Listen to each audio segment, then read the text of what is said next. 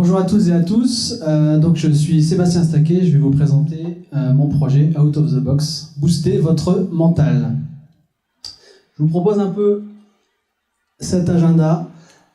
L'idée c'est de vous partager en tout cas l'expérience de performance et de neurosciences pour vous parler d'individualisation grâce à l'intelligence artificielle. Je reviens derrière. Alors je voulais déjà commencer par quelque chose d'inspirant lié à un grand basketteur que vous connaissez tous certainement, qui peut nous permettre de comprendre ce qu'est la prise de risque, ce qu'est la résilience, ce qu'est la performance globale. Et une des questions que je pourrais vous poser, c'est de savoir, est-ce que vous avez peut-être jamais rêvé d'avoir un mental d'acier, quelles que soient les circonstances, de développer votre plein potentiel et surtout peut-être de performer, de développer la meilleure version de vous-même.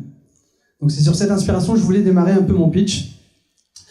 Pourquoi ? Parce que on est sur un marché aujourd'hui du coaching professionnel et de la préparation mentale, du mental au sens large, sur quelque chose qui fait partie de la performance globale, à la fois des entreprises, mais surtout sur les sportifs de haut niveau. On estime que 40 à 90% de la performance est liée à des sujets psychologiques. Ça, c'est issu d'une étude de 2 chercheurs. On est sur un marché qui est quand même important en France, sur le coaching professionnel au sens large et la préparation mentale, de plus de 250 millions d'euros. Et ça, c'est quelque chose qui est très important et qui continue de se développer. On parle beaucoup de soft skills, on parle beaucoup de compétences comportementales et cognitives, et donc c'est des choses qui tendent à continuer à se développer. Les dernières études, justement, une représentante de la BPI France, donc Benoît qui fait partie de BPI France, le Hub, qui a publié récemment des chiffres. En France, c'est 290 startups dans le sport, dans le monde du sport, dont près de la moitié considèrent que ce sont des startups sur la notion de performance et la notion de pratique sportive au sens large. J'ai déterminé 3 types de personas, qui sont sur un scope forcément dans le sport de haut niveau. Donc ça peut être à la fois un président d'une fédération, d'un club, d'une organisation, d'une structure. Ça peut être un entraîneur et ça peut être le sportif en lui-même. Tous ces sportifs, en fait, tout cet univers sportif doivent relever des défis liés à la fois à la performance. Quand je suis une structure, comment je développe la performance de mon club ? Quand je suis un sportif de niveau, comment je développe ma performance personnelle pour obtenir des résultats. Et donc ces 3 personas, en fait, relèvent des défis sur l'optimisation globale de la performance. On est, je vous l'ai dit, sur un marché concurrentiel qui fait que beaucoup d'intervenants, je ne vous ai pas mis tous, sinon il y aurait pu avoir 12 000 logos, mais ce qui est important de comprendre, c'est que beaucoup de concurrents ont des technologies plus ou moins avancées. Pour ça, je vous parlais d'intelligence artificielle. On se base la plupart du temps sur des mesures subjectives liées à des tests, des questionnaires, qui restent subjectifs malgré tout. Et à l'inverse, avec des mesures objectives et scientifiques. Et c'est sur ce marché-là que je me positionne, avec, vous le voyez, je suis positionné tout en haut et je vais vous expliquer pourquoi, avec une structure qui s'appelle Omind Neurotechnology, qui a été précurseur en fait dans la donnée neurophysiologique liée au mental. Et la solution que eux proposent me permet, moi, d'utiliser leurs outils, bien évidemment, mais de l'amener dans le sport de haut niveau. Parce qu'aujourd'hui, ça reste que dans le cadre de l'entreprise. Et ça, vous le verrez un peu plus dans le détail après. Alors, c'est quoi la solution ? La solution, c'est d'offrir une expérience immersive, disruptive, dans le monde du sport de haut niveau. Grâce à quoi ? Grâce aux neurosciences, grâce au coaching augmenté, que je l'ai appelé augmenté. On passe par 3 piliers. Le premier pilier, c'est les détecter. Donc détecter comment ? Grâce à des expériences en réalité virtuelle, en serious game, avec un rapport de données scientifiques. Entraîner, une fois qu'on a détecté nos compétences, la concentration, la méditation, etc., on va pouvoir entraîner avec du coaching, bien évidemment, avec des outils, avec de l'IA, qui vont permettre d'individualiser cet entraînement, quel que soit le sportif, l'entraîneur ou la fédération. Mesurer, grâce aux données, grâce à l'IA, on va pouvoir mesurer l'impact du avant-après dans le cadre des parcours que je vais pouvoir proposer. Comment ça se passe ? 2 parcours clients identifiés. Un premier que j'ai appelé assessment, où en fait vous avez souvent sur une période de 4 semaines, vous avez un onboarding qui vont vous expliquer un peu comment va se passer l'expérience en elle-même, du serious game ou de la réalité virtuelle. Et ensuite, une phase de coaching avec un débriefing des résultats individualisés par un coach ou totalement en visio, en autonomie. Okay. Ensuite, on a un deuxième parcours client, plutôt sous forme de programme. Donc on garde toujours l'assessment, mais là on va aller beaucoup plus loin dans l'accompagnement. On va aller sur, justement, avec l'IA, de pouvoir proposer du contenu individualisé lié à la détection de la compétence clé, par exemple la concentration. On va pouvoir suivre aussi de nouveaux parcours de réalité virtuelle avec du biofeedback, donc du retour en temps réel de ce que notre corps raconte à travers un jeu. Et ensuite, l'accès à une application mobile qui vont vous permettre de s'entraîner, d'ancrer ses progrès au quotidien pendant certaines périodes. Et à la fin, une mesure d'impact liée au programme qu'on pourrait suivre, par exemple, sur 16 semaines. Là, je vous ai mis l'exemple de 16 semaines.